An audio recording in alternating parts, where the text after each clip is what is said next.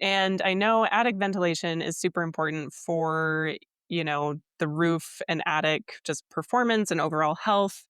But why does it matter for both roofing and HVAC efficiency? So there's two types of attics we could talk about in this question. There's a closed system, which basically means your attic is going to be part of your conditioned space, which absolutely can happen. And then there's an open attic, which you're going to be more dependent upon ventilation in that. So let's start with insulation.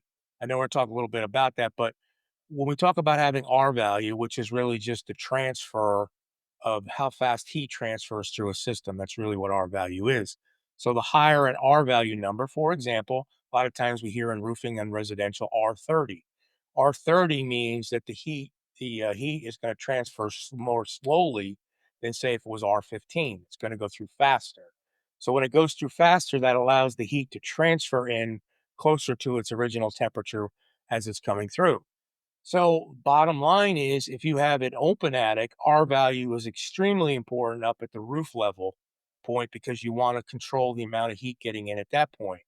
If you have if you have a closed attic, I mean, you want to stop the heat from getting in there because that's part of your conditioned space. If you have an open attic without any air conditioning in it, like most homes do, then that's important to stop that heat flow from the ceiling level down because you want to stop any transfer from getting into the house in the conditioned space. So putting it together, just think about this. Wherever your conditioned space is, that's the most important part above that where your R value is. So if we have the open space where the condition is below and the attic is not conditioned at all, it is so important to have airflow, which is called ventilation. So without proper ventilation, you're going to have a buildup of heat, which can do damage in many ways. It puts strain on your air conditioning unit, and very possibly you're going to end up with a major condensation problem showing up inside your house. It may look like a roof leak because there's nowhere for the moisture to go. So you want to have air flowing through an open space like that to do a few things, to cool it, to move it, and to help get the air moisture so it's not sitting and allowed to condensate, which basically means it's sitting in one place and you get water droplets. So that's really what's important. So if you had a closed space where it was air conditioned, you can't ventilate it because you're going to be ventilating air conditioning. So that's Right. that's really kind of in a nutshell the importance of ventilation. It's a good distinction between the two to know the difference of the two types of ventilation up there. Yeah, because Um, it's confusing. If you don't know, you don't know. right. Right. Yeah. And I'm sure a lot of people didn't know until now. And so that kind of ties into our next question about insulation of how does roofing insulation or maybe the lack of it, if some people don't have enough, impact heating and cooling costs year round? So let's start with summer. We're into the summer months now, so we'll talk about summer.